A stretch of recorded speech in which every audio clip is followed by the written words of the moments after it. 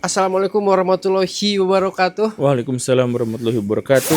Mau menginfokan bahwa untuk Baraya sebuah khususnya di Bandung tanggal 13 Februari kita akan bikin Sirariung edisi ke-7 bersama Gian Luigi ya. Dengan tema bingung mau ngapain di rumah broken home. Jadi ini temanya tuh lebih dekat, enggak tentang negara tapi tentang diri sendiri. Oh iya, saya tuh berharap kita tuh bahasan yang kayak gitu-gitu. Yang dekat aja yang dekat-dekat dengan Bare semua. Karena kemarin juga pas saat kita bikin acara sama sekolah negarawan, ternyata lebih banyak lagi yang lebih muda-muda yang datang Iya. kemarin. Iya. Dan ya, saya tuh pengen Sirariung tuh lebih banyak ini diskusinya daripada. Tapi nanti kita akan upayakan Sirariung itu diskusinya lebih panjang, lebih banyak ya. Ya karena salah satu bahan evaluasi adalah kadang tuh 8 pertanyaan tuh selesai itu untuk 2 jam tuh. Iya. Hanya 8 orang. Yang ada dalam tanggung jawab saya hanya Guru Gembul Channel dan Gembulikum. Kemarin Prabowo mengatakan bahwa Indonesia kan salah satu negara paling bahagia. Tapi ternyata 2 hari yang lalu World Bank merilis bahwa Indonesia peringkat 2 dalam jumlah penduduk miskin terbanyak di dunia. Iya, betul. Nomor satunya apa? Nomor satunya Zimbabwe, nomor 3-nya El Salvador. Iya, oke. Jadi begini, soal negara terbahagia di dunia, itu Prabowo ngambil datanya dari mana? Penelitian Harvard. Tahu nggak Harvard cara menelitinya bagaimana? Yeah. Nah, kemarin dibahas ya. Kemarin dibahas. Jadi penelitiannya itu adalah dengan wawancara. Nah, wawancara, apakah Anda bahagia? Apakah Anda bahagia?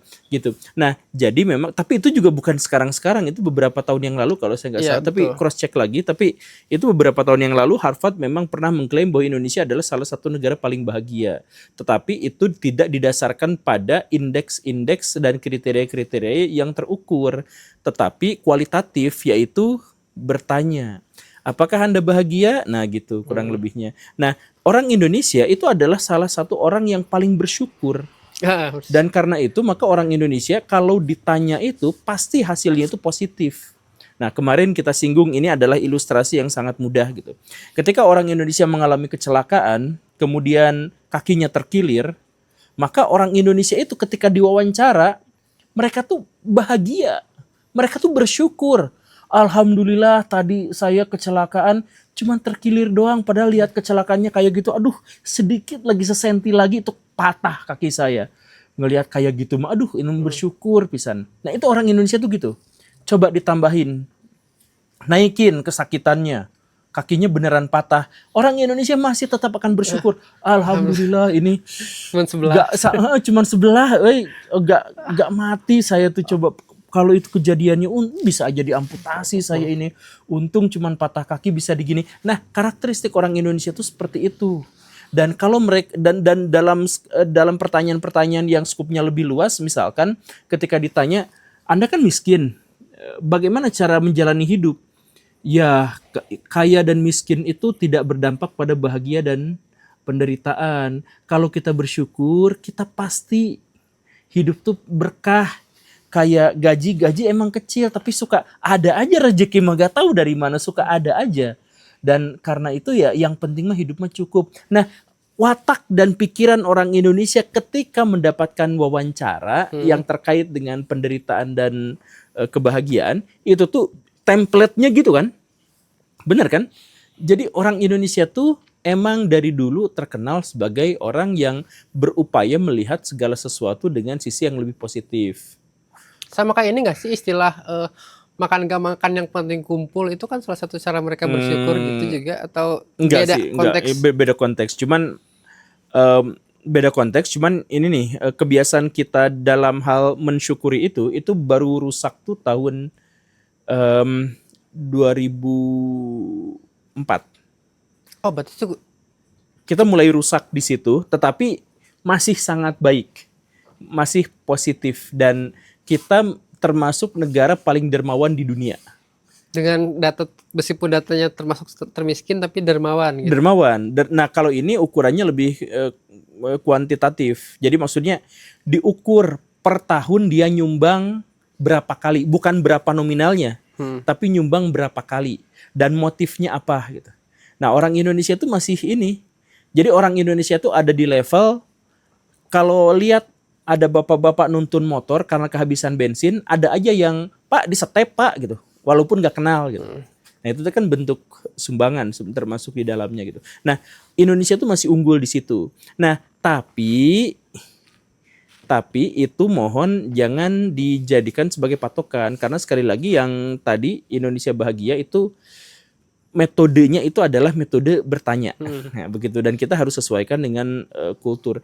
Kalau yang lebih modern cara untuk mengukur kebahagiaan sebuah bangsa itu adalah dengan kriteria-kriteria yang jelas. Misalkan pajak sekian persen, kemudian akses terhadap fasilitas kesehatan, fasilitas pangan, kemudian fasilitas hiburan dan sebagainya itu berapa, kemudian bagaimana lingkungan itu bersih atau tidaknya gitu dan lain-lain. Jadi kriterianya memang lebih jelas.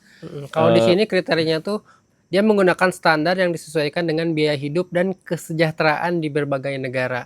Dan yang yang miskin, yang miskin. Yang Bank Dunia. Iya, nah kalau yang Bank Dunia emang sebelumnya dia tuh juga udah bilang. Jadi entah kebetulan atau enggak ketika kita merilis data kemiskinan, Bank Dunia juga merilis angka kemiskinan kita. Pak Prabowo Subianto itu merilis kemiskinan kita tuh 9%. Sedangkan Bank Dunia itu 56%. Sorry. Berapa? 60,3%. Sekarang berarti. Dan itu ya, gap dari yang kedua ketiga itu ya. Jadi pertama tuh Zimbabwe 84%, Indonesia 60,3%. Yang ketiga jauh tuh. Yang ketiga tuh 25%. El Salvador itu. Jadi gap antara yang kedua dan ketiga tuh cukup jauh. Berarti kalau 60% tuh berarti dari 10 orang 6 orang miskin gitu ya. Iya. Jadi kan coba cek Bali kenapa laku? Bali kenapa laku? Menurut orang bule. Maka semua dari survei, dari berbagai survei itu hasilnya adalah murah. Murah. Nah, kenapa? Karena emang standar gaji di Indonesia tuh kecil banget. Saking kecilnya, orang bule tuh pas datang ke Indonesia seneng banget karena harga-harga di Indonesia tuh murah. Nah, kenapa harga di Indonesia murah? Karena gajinya juga kecil. Nah, gaji kecil ini tidak sesuai dengan kebutuhan kita. Jadi, bisa dibilang, kenapa standar gaji kita kecil tapi bisa bertahan hidup itu adalah karena kita harus melakukan tindakan ilegal untuk bisa bertahan hidup. Sadar nggak bahwa lebih dari, saya nggak tahu berapa persentasenya, tapi lebih dari setengah penduduk Indonesia itu bisa bertahan hidup adalah karena tindakan-tindakan yang ilegal atau non-formal atau informal atau bahkan kriminal. Untuk bisa bertahan hidup lebih dari setengahnya dari kita. Apa salah satu contohnya? Misalkan Kang Parkir dan Pak Ogah. Oke. Mereka tuh ada karena apa? Karena gak ada lapangan pekerjaan. Gitu kan? Atau tukang mie. Tahu tukang mie? Tukang mie untuk dijual ke tukang bakso, kan banyak mie itu tuh tidak menggunakan standar kesehatan, tidak ada BPOM, tidak ada izin. Dan kadang-kadang di situ menggunakan zat-zat yang berbahaya seperti pewarna, pengawet dan sebagainya. Itu dipakai kan? Dan itu lumrah di Indonesia kan? Coba seandainya menggunakan semua standar yang berlaku. Harga bakso akan naik 3 kali lipat. Tapi iya kan? Tapi kenapa kita bisa bertahan? Karena kita masih, kenapa tukang bakso masih bisa bertahan? Karena dia masih bisa jual dengan harga murah. Kenapa harganya bisa dengan harga murah? Karena bahan-bahannya ternyata menggunakan cara-cara ilegal, informal, non-formal, bahkan kriminal. Pedagang kaki lima ini adalah sektor yang paling membuat Indonesia tuh kuat dan tahan terhadap krisis. Itu pedagang kaki lima. Coba cari jalan-jalan kemana-mana, pedagang kaki lima gak sebanyak yang ada di Indonesia. Karena apa? Karena kita gak bisa dapat pekerjaan, 19 juta lapangan cuman janji saja gitu. Ya akhirnya apa? Kalau kita kepepet amat ya jual di pinggir jalan gitu. Nah, jadi kita tuh sekarang terlihat baik-baik saja dan terlihat tidak miskin karena kita tuh merekayasa kehidupan kita agar bisa bertahan hidup. Nah, ini kalau tidak salah tuh memang salah satu bahan kampanye Pak Prabowo juga tahun lalu, 1,5 tahun yang lalu, bahwa di Jakarta biaya pengeluaran bulanan itu idealnya adalah 15 juta per orang per bulan kalau mau ideal. Wah, gaji mana tuh yang 15 juta? Nah, itu tuh baru pengeluaran ideal gitu. Maksudnya dia sudah ada ongkos liburan, sudah ada investasi, sudah ada nabung, sudah kehidupan sehari-hari, makan, minum, kemudian anak-anak sekolah dan sebagainya, itu tuh segitu. Per orang per bulan. Jadi kalau misalkan ada satu keluarga, dua-duanya usia produktif, maka seharusnya 30 juta per bulan. Tapi orang Jakarta, dirimu belum nikah, terus punya gaji 5 juta aja, itu diperebutkan sama para mertua. Betul. Padahal cuma 5 juta. Gitu kan? Nah, jadi semiskin itulah kita. Kalau misalkan tadi Pak Guru mengatakan bahwa emang tahun lalu pun World Bank mengatakan bahwa lebih dari 50% warga Indonesia miskin. Lebih banyak orang yang udah kayak dia setuju dengan data tersebut atau lebih banyak yang nggak setuju menurut Pak Guru? Gini nih. Disebut nanti cross check lagi, saya tuh lupa karena bacaannya juga lama gitu ya. Di Indonesia tuh level disebut kaya tuh kalau penghasilan bulanannya di atas 27 juta.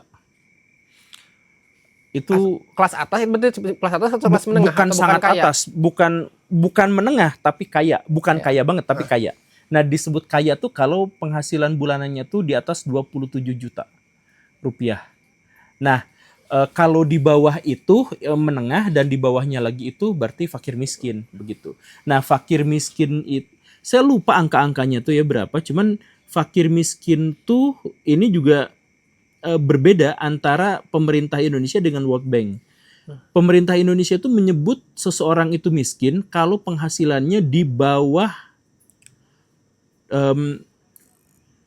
pengeluarannya sehari 21.000. Hah? Sehari 20.000 kalau nggak salah. 21.000 per hari. Itu bawang itu pemerintah tuh ya. Jadi kalau misalkan kita punya penghasilan sehari 22.000, kita nggak masuk kategori miskin. 22.000 tuh berarti makan warteg, makan doang ya, untuk makan doang di warteg. Wartegnya anggaplah 7.000, jadi nasi sama tempe dapat 7.000 gitu ya. Nah, 3 kali makan itu sisa 1.000. Nah, itu tuh udah disebut kaya gitu, atau disebut menengah, tidak disebut miskin gitu. Nah, angka kemiskinannya alhamdulillah naik terus sebenarnya di Indonesia tuh. Subhanallah. Naik terus. Sektor formal semakin kejepit. Baraya silahkan cek ya, sejak 3 tahun yang lalu itu pabrik-pabrik di Indonesia itu bergelimpangan. Bahkan selevel Sritex, bahkan selevel gudang garam. Ini pabrik depan daerah rumah kita juga kolaps tuh, teman-teman saya banyak yang kerja di situ. Tiba-tiba berubah switch semuanya ke jadi ojol. Bekasi. Oh iya. Enggak, ini yang di sekitaran sini. Oh, yang di sekitaran sini. Iya. Teman-temanku pada jadi switch ke ojol semua. Jadi ojol tuh penyelamat orang dari pengangguran. Dan ojol juga sekarang dapat serangan hantaman yang gila-gilaan. Mungkin akan ada ya gitulah.